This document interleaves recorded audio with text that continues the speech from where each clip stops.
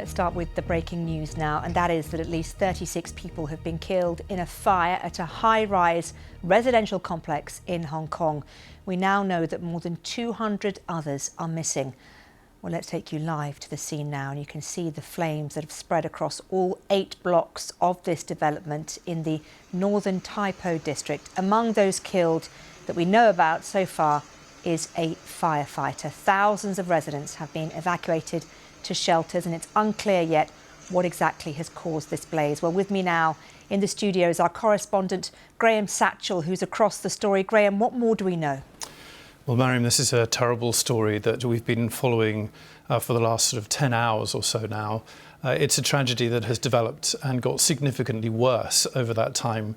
The latest update that we had was from the city leader in Hong Kong, who gave us the terrible news that the death toll has risen to 36 and that 279 people remain unaccounted for.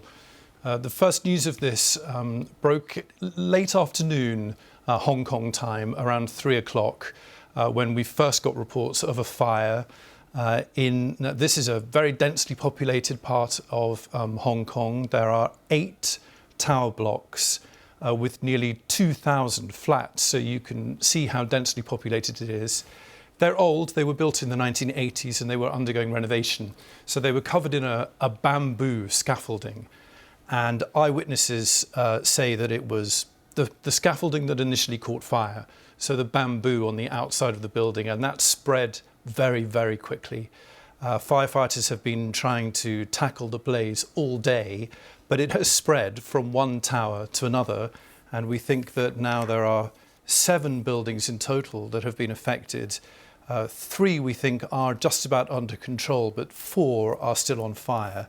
And it's difficult to say where this goes now, but the likelihood is that this will get much worse before it gets better. The news coming out of Hong Kong has been terrible, and I think will continue to be terrible.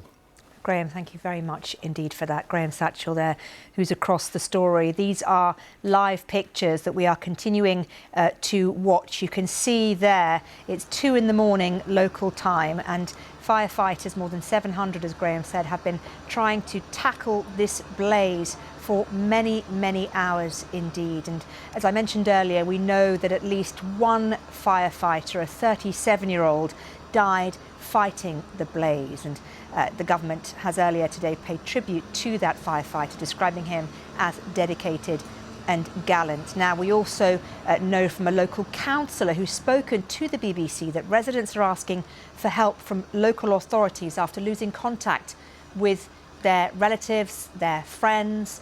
Remember, this is a complex that houses over 4,500 people, and we know that over 200 are unaccounted for. They are effectively missing. We don't know what has happened to them. So as Graham mentioned there, this is just going to get worse. And we, of course, will try and bring you as much information as we can on this breaking news story as and when we get it.